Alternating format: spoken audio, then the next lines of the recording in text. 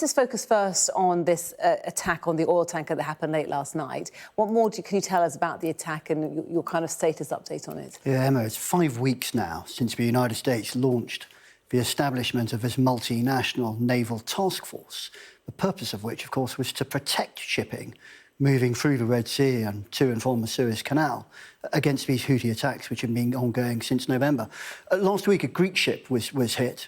Yesterday, there were 2 near misses. Yesterday, a US warship was targeted, which is a very worrying development.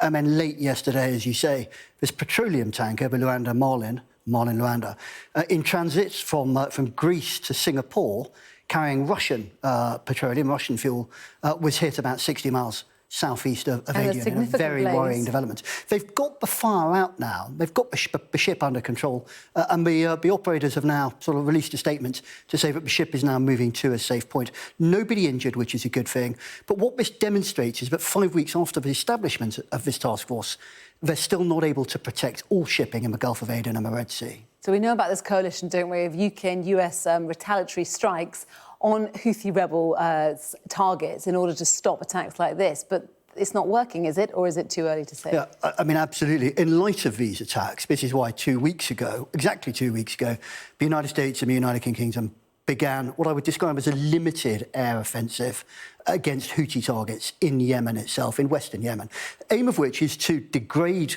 the Houthi capability to strike at targets, but also to deter them. 2 weeks on, though, what we've seen is, they're failing to achieve the effect that they wanted to.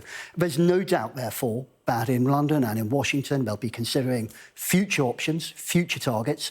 I think they will continue with these attacks against Houthi targets. The risk, of course, is of escalation with Iran, which neither the United States or the United Kingdom would want. And you're talking about an escalation in a region, all starting probably because of the Hamas-Israel war. So let's have a look at the wider region, because this stretch of water, for those of us who don't know, is so significant, isn't it, when it comes to world trade and commercialisation. And you get these big merchant vessels coming down here.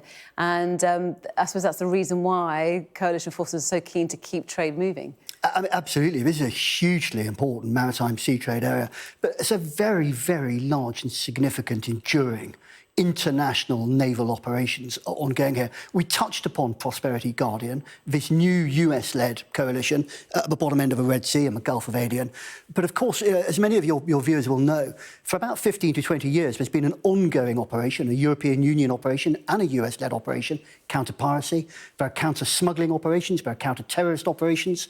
We've got the Straits of Hormuz, up in the northeast, very vulnerable choke point through which 1/3 of the world's gas flows, 1/4 of the world's oil, and then the Bab el-Mandeb. Not surprising, but despite this very, very heavy military presence, these attacks are still able to continue. And exactly as you say, there's a direct link between what's happening and the war in Gaza.